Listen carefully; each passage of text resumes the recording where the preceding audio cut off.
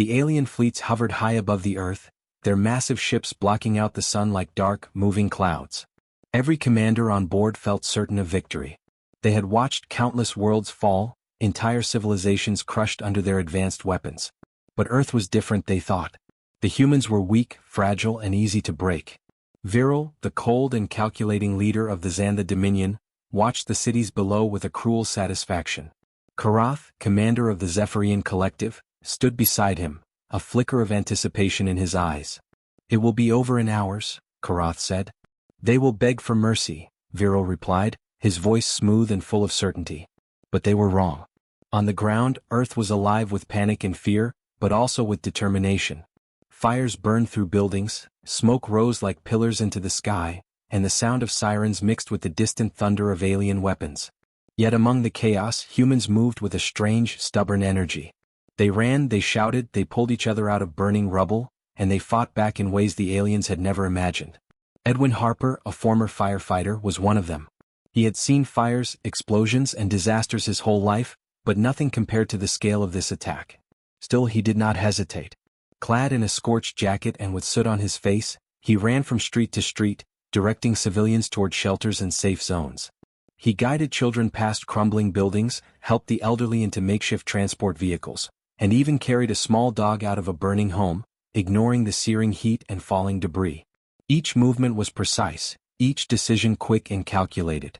To anyone else it might have seemed chaotic, but to him it was clear: survive. Meanwhile, Beatrix Langley, a young engineer barely in her 20s, moved with equal urgency in a different part of the city. She had spent her life studying machines, electricity, and networks, but never like this. Her hands moved over power panels, rerouting electricity from damaged grids to essential facilities. Hospitals stayed lit, communication lines remained active, and even some defense systems continued to function because of her ingenuity. She did not pause even when sparks flew around her and alarms blared in her ears. She simply thought, keep them alive, keep them safe. That was all that mattered. From above, the alien commanders watched these humans. They had expected panic, chaos, and surrender, but they saw something else. Humans were moving, thinking, reacting, and adapting in ways no algorithm could predict. It was not just survival, they were turning disaster into an opportunity to fight back. Confusion flickered across Viral's face. "Why, aren't they breaking?" he muttered, more to himself than anyone else. Karatha's eyes narrowed, studying the humans below, realizing that something was different here. Something dangerous. On the streets, humans began using what they had at hand as weapons.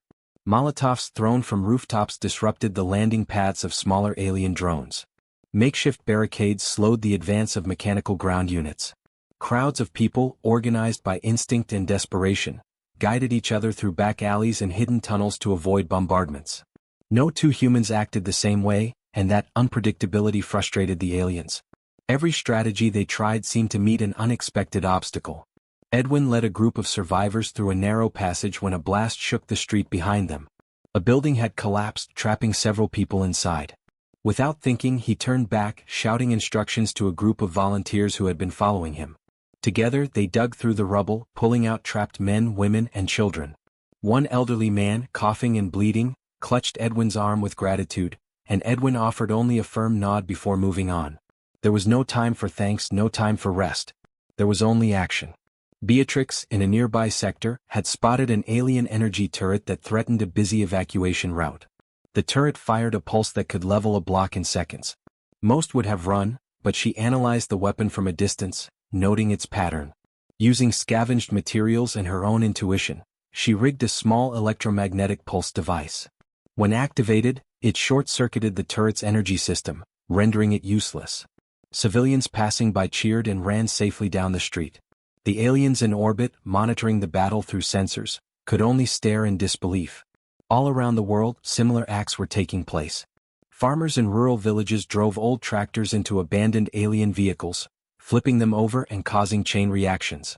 School teachers guided students through underground tunnels, turning their knowledge of local geography into survival strategy. Construction workers and engineers built barriers and traps from debris, slowing alien advances. The more the aliens attacked, the more humans adapted. Their responses were instinctive, immediate, and often clever beyond expectation. In the control rooms aboard the alien ships, debates began to break out among the commanders. Viral's calm composure was cracking. "These humans are resisting," he said sharply. "Every move we make, they counter it in ways we did not predict. How is this possible?" Karatha's mandibles clicked nervously. "We have underestimated them," he admitted. "We assumed fear would break them, that fire would burn out their will. But they do not bend, they endure, they fight, they survive." Back on the streets, Edwin and Beatrix's paths crossed for the first time. They recognized each other as part of the coordinated evacuation efforts. Together, they guided a large group of survivors to a fortified shelter. Inside, the people looked around, scared but alive, and some began tending to the wounded. Edwin checked the doors and barricades, then paused for a moment to catch his breath. Beatrix wiped sweat from her forehead, scanning the room for critical electrical connections. They exchanged a brief, tired smile. Without words, both understood the truth. Survival was not about avoiding the fire, it was about facing it and finding a way through. Above them, the alien fleets hesitated. Their weapons still hovered, their beams still ready, but the humans below were no longer simple prey. They were thinking, reacting, and defying expectation. In that moment, the first cracks of doubt appeared in the alien minds. They had assumed Earth would burn, that humanity would fall quickly, and that the conquest would be easy.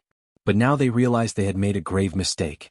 Even as explosions rocked the city, humans continued to move with courage and ingenuity. They were not breaking under pressure, they were thriving in it. They adapted, they resisted, and they survived. Every street, every building, every person who refused to give in became a symbol of stubborn life against impossible odds. The aliens, watching from above, could only record the scenes, unable to fully comprehend what they were witnessing. Fires raged, yet the people remained unbowed. Destruction was all around them, yet humanity's determination burned brighter than any flame. Edwin and Beatrix, ordinary humans in extraordinary circumstances, led the way not with advanced weapons, but with courage, intelligence, and an unshakable will to protect life. Somewhere in the depths of the alien command, Viral whispered in disbelief, "Perhaps we were wrong." And the humans below continued to survive. The sky above Earth was filled with the hum and roar of alien ships. Beams of energy cut through clouds and struck cities, turning streets into rivers of fire. Buildings collapsed under the relentless assault, and smoke and dust rose like mountains. The humans had never faced anything like this, yet somehow they refused to surrender. Each attack, each explosion seemed only to strengthen their will. Cedric Monroe was one of the first to see an opportunity. A pilot by training, he had once flown small commercial planes, never thinking he would one day lead attacks against alien warships. He looked at the remains of old cargo ships in the harbor, rusted and battered, and an idea sparked.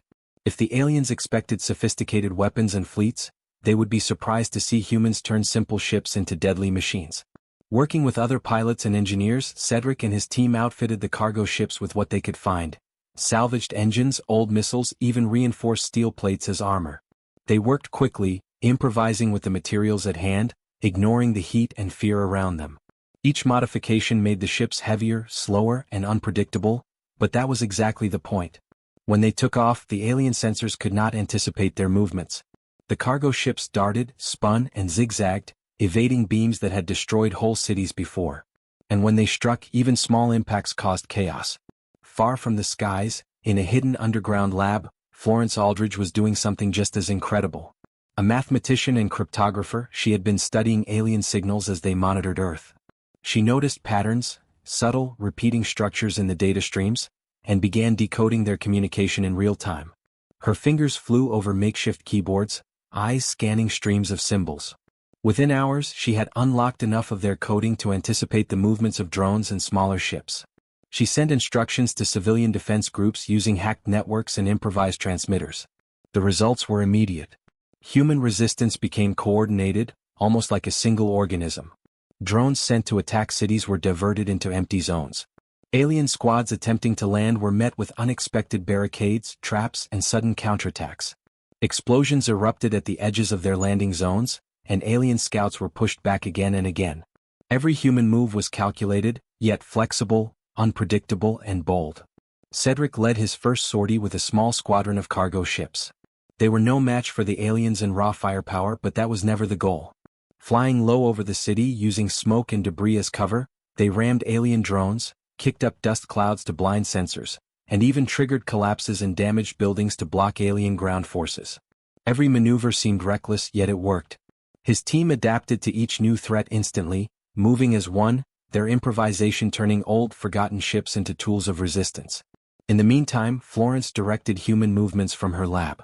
She intercepted alien communications and noticed patterns that revealed the enemy's weak points. Using this knowledge, she guided firefighting crews to protect critical buildings, engineers to reinforce bridges, and groups of volunteers to set traps for alien ground units. Her work was invisible, silent, yet devastating in its effectiveness. The alien commanders, once confident, could not hide their growing concern. Viral's tentacles tapped nervously against the control console. How are they still fighting?" he asked, his voice low and incredulous. Karath leaned closer, scanning multiple displays. "They are not following any predictable pattern. Every strike we make is met with an unexpected response. They are learning." The word learning made Viral hesitate, a pause that would have been unthinkable hours earlier. On the streets, humans of all kinds continued their resistance. A group of teenagers used bicycles to create chains of moving traps, knocking down alien drones that tried to pursue them. Farmers drove tractors and harvesters in coordinated patterns to block alien supply lines. Construction crews, knowing the city better than anyone, guided humans through safe zones while setting improvised barriers. Everywhere, people were adapting, thinking, and resisting, not as soldiers but as humans determined to survive. Cedric and his squadron returned to a hidden dock after their mission. The cargo ships were dented, scorched, and barely flying, but each pilot carried a sense of triumph. They had survived, they had struck back, and they had sent a message: humans were not easy to destroy. Cedric's eyes scanned the horizon, where fire still burned, and he could see the glint of alien ships retreating, at least for the moment. Florence, exhausted but focused, watched the data streams from her screens. Every time she predicted alien movements correctly, a small victory unfolded on the ground. Civilians safely reached shelters, alien squads were diverted, and the resistance became more organized. For the first time, it seemed that humans were not just defending, they were controlling the battlefield, using the aliens' own strategies against them. Back on the alien command ships, the discussions grew tense. "They are resisting everything we throw at them," Viral said, his voice tight. "Every attack, every weapon, every strategy, we expect them to panic, but they adapt." Karath nodded grimly. "They are unpredictable. They do not act like any species we have encountered. Every time we plan a strike, they find a new way to counter it." Viral's eyes narrowed. "Perhaps we misjudged them. On Earth, humans were beginning to understand something themselves. Fear was not their enemy, it was a signal. Every explosion, every strike was a test of creativity and courage." Cedric led another sortie, this time using an old ferry repurposed as a decoy. It drew alien fire while smaller human craft slipped through and struck at weak points. Florence intercepted alien instructions in real time and guided human defenders to positions that allowed the strike to succeed. People cheered in hiding, unaware that their lives were being saved by precise calculations and daring bravery combined. Even ordinary civilians found ways to contribute. Shopkeepers turned carts into barricades, office workers coordinated small teams to move supplies, and medics ran through fire and debris to treat the injured. It was a resistance born not from training but from instinct and a deep will to survive. Alien sensors could not predict their moves because humans did not follow patterns. They adapted, improvised, and created opportunity from chaos. Cedric's squadron circled back, exhausted, to find small groups of survivors repairing what they could and helping the wounded. He watched as Florence guided them over radios, giving directions that allowed people to escape unseen. For the first time he realized something: humans were more than just stubborn, they were clever, inventive, and relentless. They were a force the aliens had never prepared for. From orbit, Viral and Karath shared a rare moment of silence. "Why aren't they breaking?" Karath whispered. "They should have surrendered by now. Fear should have destroyed them." Viral's tentacles clenched around the console. "I don't know. But this resistance, it is something we cannot ignore." The humans below continued their fight. Improvised weapons and clever tactics had changed the tide, even if only slightly.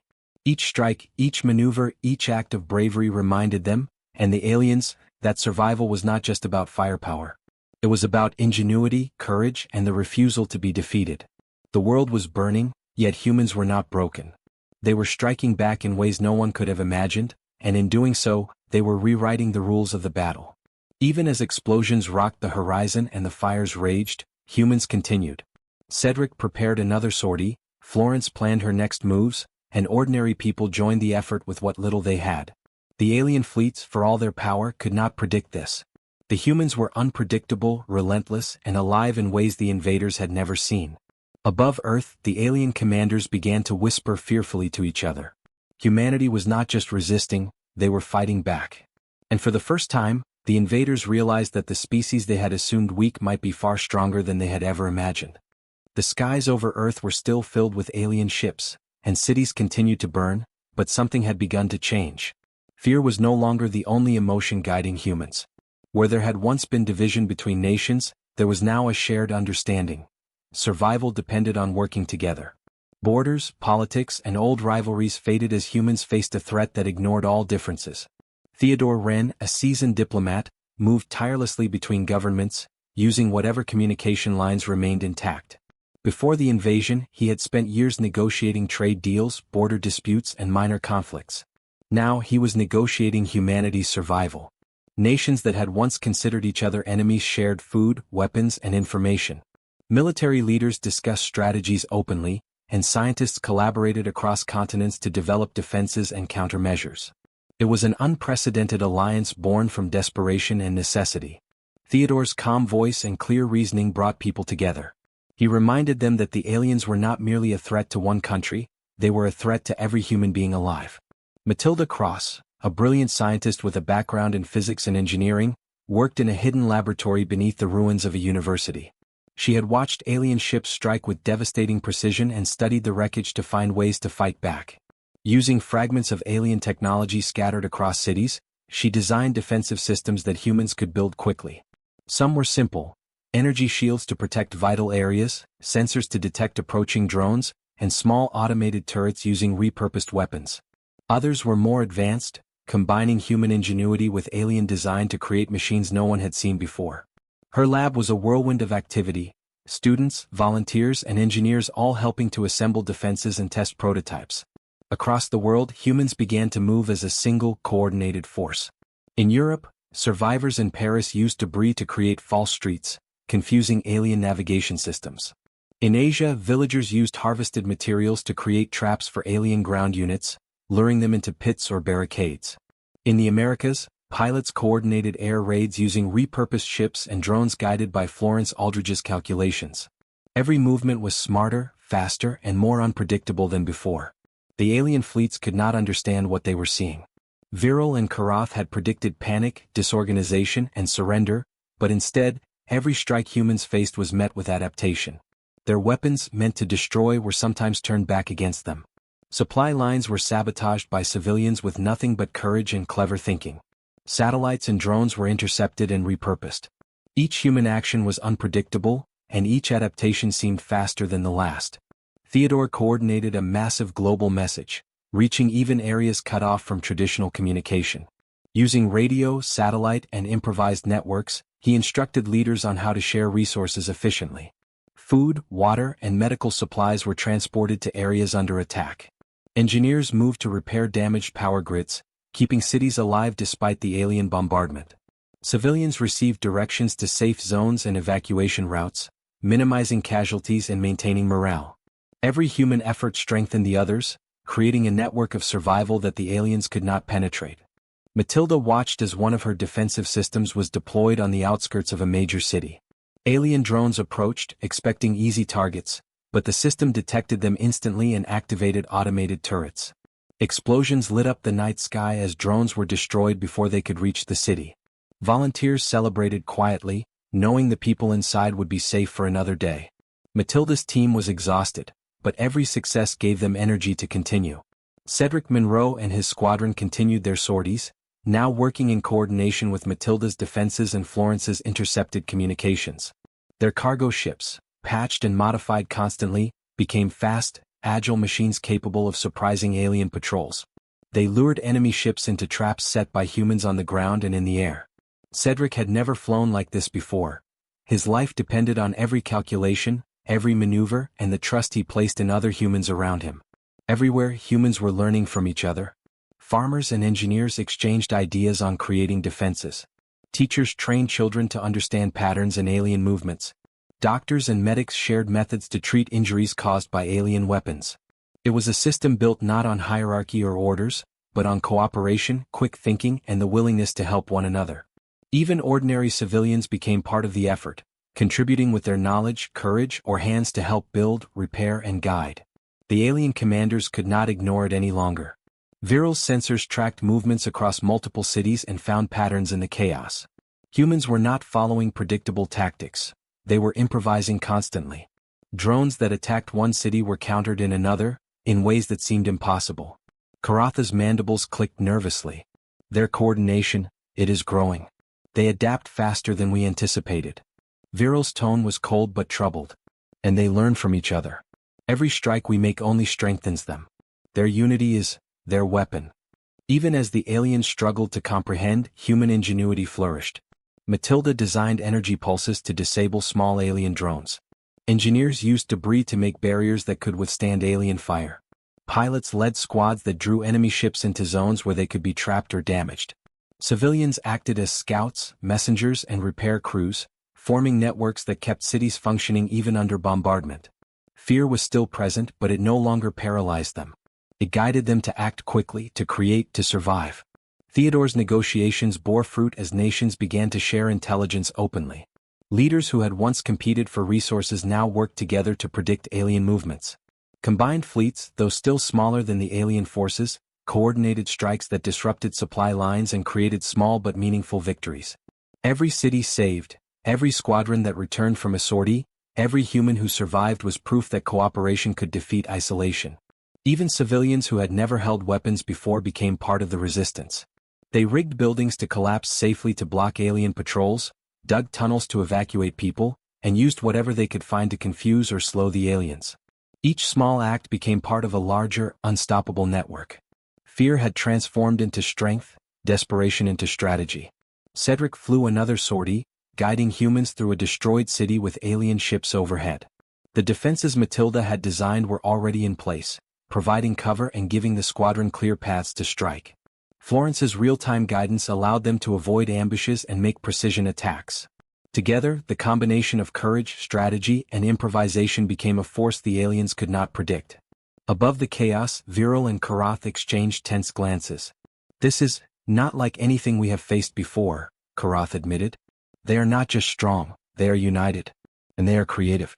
Every time we think we can destroy them, they find a new way to resist."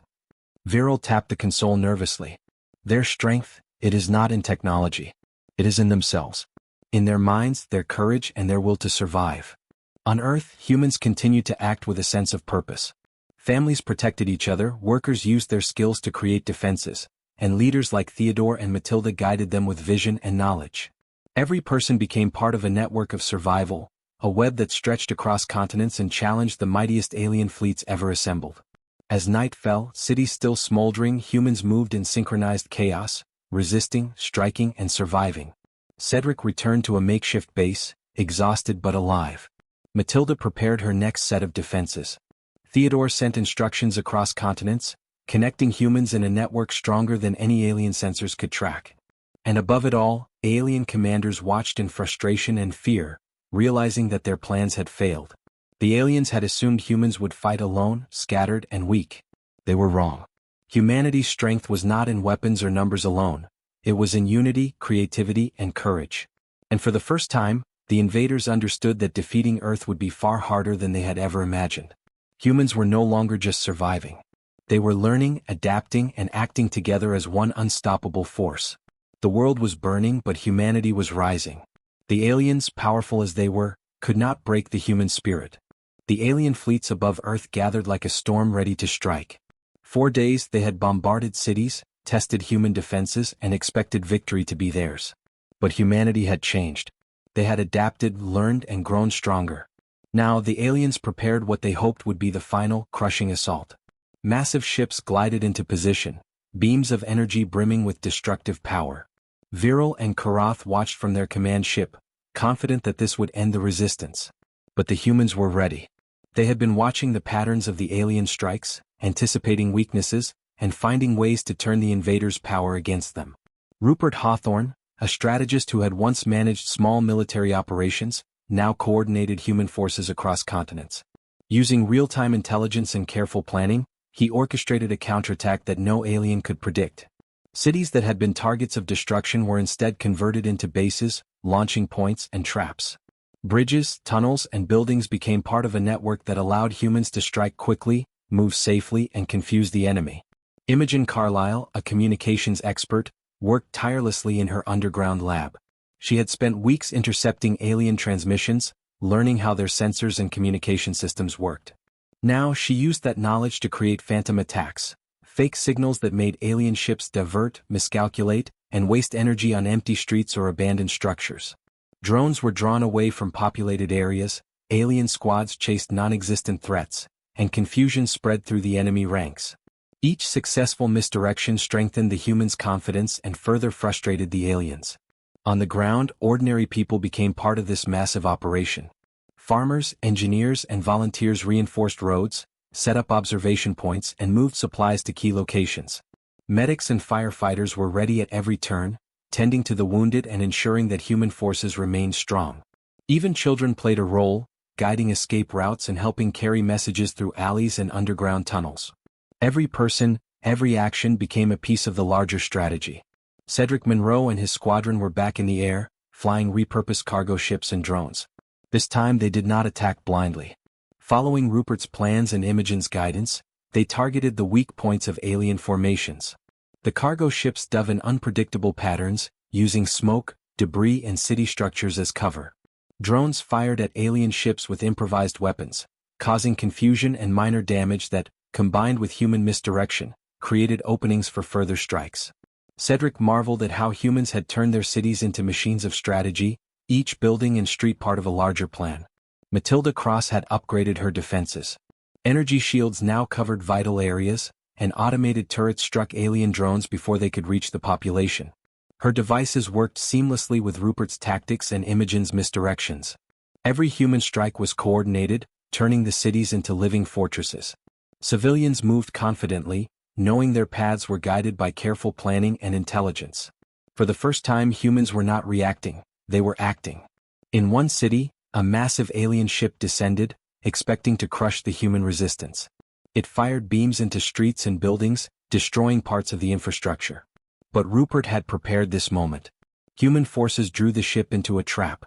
Debris from destroyed buildings created barriers that slowed the ship's advance, while energy pulses from Matilda's devices disrupted its targeting systems. Cedric's squadron swooped in from above, striking weak points in the hull. Drones misled by Imogen's phantom signals surrounded the ship, causing chaos in its control systems. Slowly, methodically, the humans turned the attack into a victory. Everywhere, similar successes were occurring.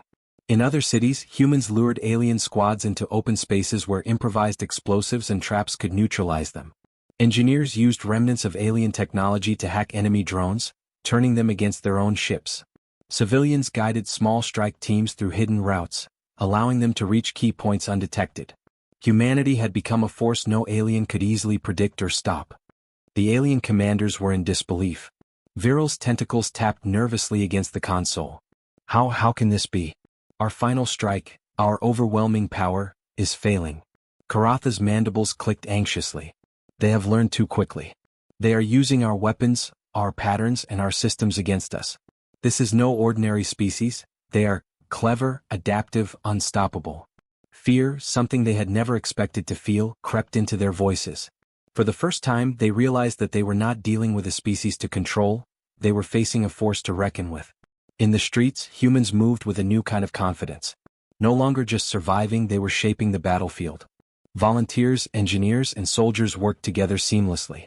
Firefighters cleared paths, medics prepared triage points, and communication teams relayed updates to every sector. Every action had a purpose, every person a role. Even in chaos, there was order, driven by courage, intelligence, and cooperation. Cedric led a daring attack on a smaller alien supply ship.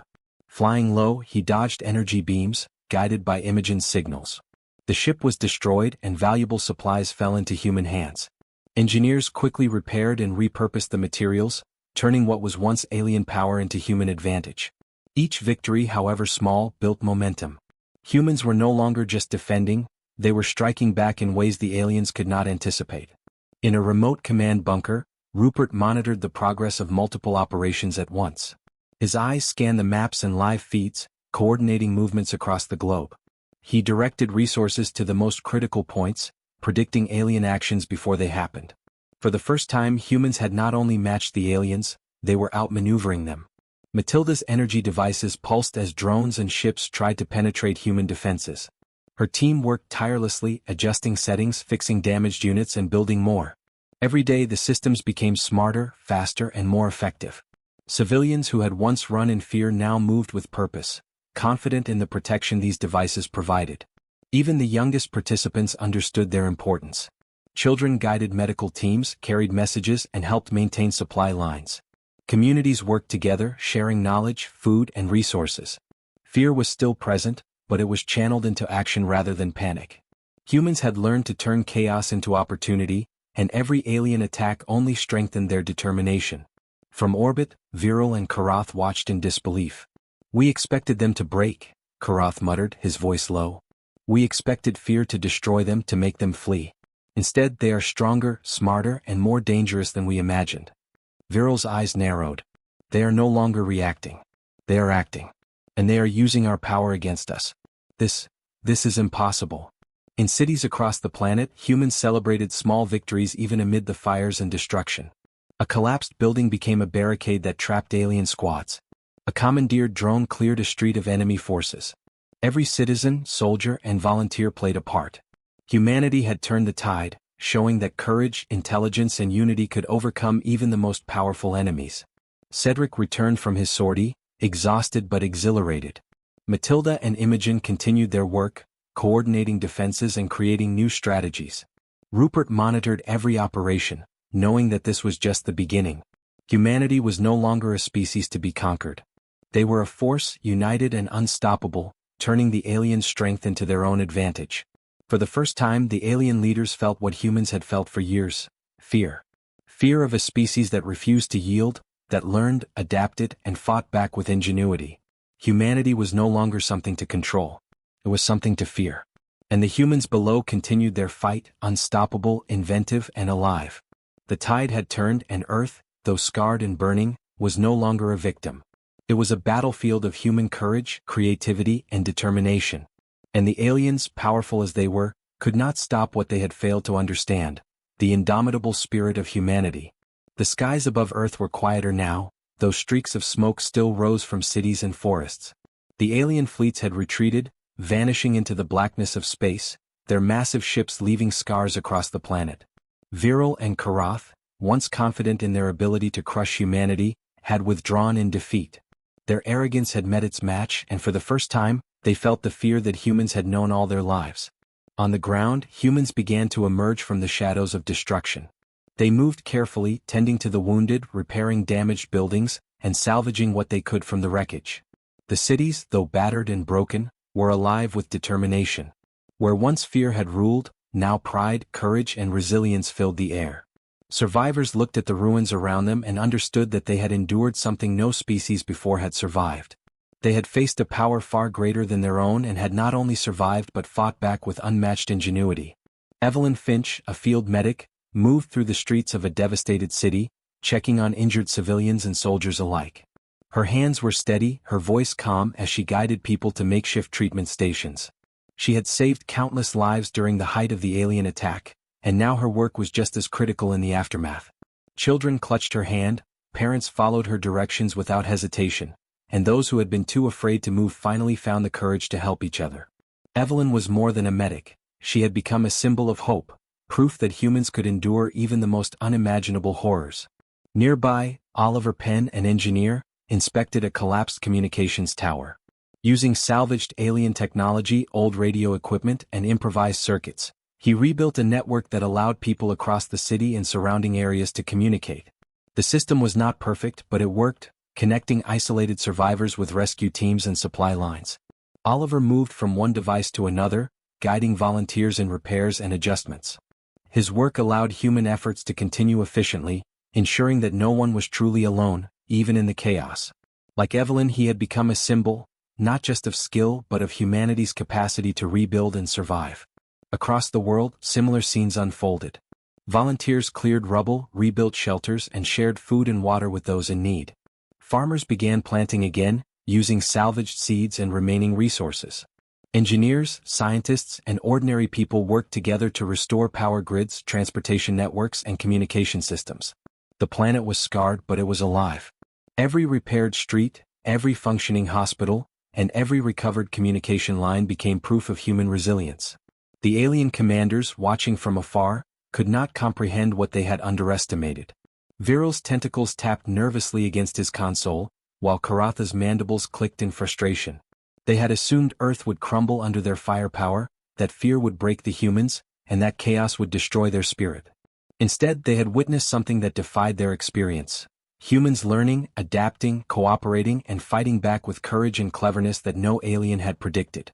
In a central command hub in London, which had been partially rebuilt, Theodore Wren, the diplomat, organized meetings with leaders from across the globe. Nations that had been at odds before the invasion were now united, their priorities aligned. Discussions focused on reconstruction, defense, and sharing knowledge to prepare for the future. Theodore's steady voice guided these talks, reminding everyone of the lessons learned. Humanity's strength lay not just in technology or weapons, but in unity, adaptability, and determination. Matilda Cross worked alongside Oliver, improving the communication networks and reinforcing defensive systems. She also began documenting the alien technology they had recovered, studying it not for war, but to understand and prevent future threats. Every device and tool she salvaged became an opportunity for learning, a chance to turn past danger into future security. Cedric Monroe and his squadron had returned to Earth's airspace after their last missions, finding the skies quiet but watching carefully for any sign of a return attack. Even in peace, they maintained vigilance, knowing that humanity had survived this challenge not by surrender, but by preparedness, intelligence, and courage. Cedric's flights had inspired countless people. His daring sorties and willingness to risk everything had proven that bravery could overcome fear. Imogen Carlyle continued her work on communications, intercepting and analyzing signals that might indicate alien movements. Her expertise ensured that humans were ready, capable of anticipating threats even before they became apparent. Every small success, every repaired line of communication, reminded humanity that their survival was a product of intelligence, cooperation, and resolve. Across continents, ordinary people shared similar stories. Teachers helped organize schools and shelters, guiding children who had lived through terror. Farmers shared resources and rebuilt community gardens. Doctors and nurses worked tirelessly to treat injuries, not just from the invasion but from the ongoing challenges of rebuilding. Every action, no matter how small, contributed to the larger story of human perseverance. The alien leaders, in their distant command ships, finally admitted defeat. "We misjudged them," Karath said, his voice low and tense. "We thought they would break. We thought they were fragile. We were wrong." Viral's response was quiet, almost bitter. "The fire we brought, it did not destroy them. It forged them. We underestimated the human spirit, and it has cost us."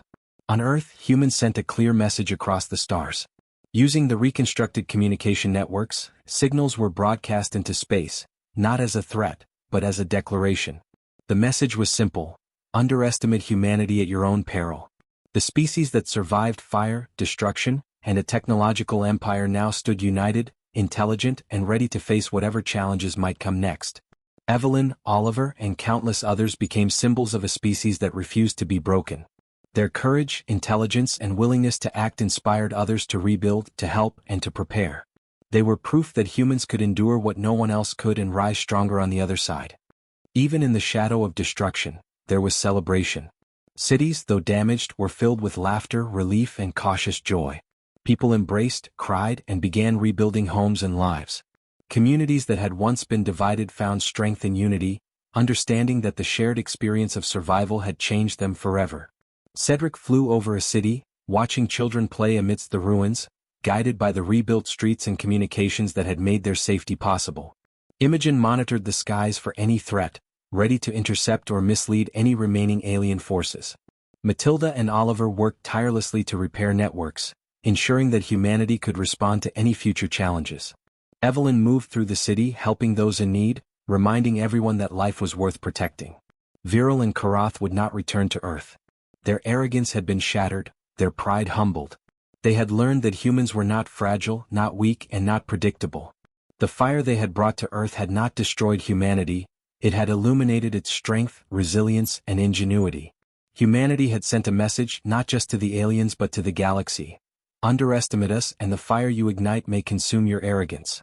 Earth had survived, its people had endured, and the species had proven itself capable of facing unimaginable threats and emerging victorious. In the end, Earth stood scarred but unbroken. The fires of war had left their mark, but humanity's spirit burned brighter than ever.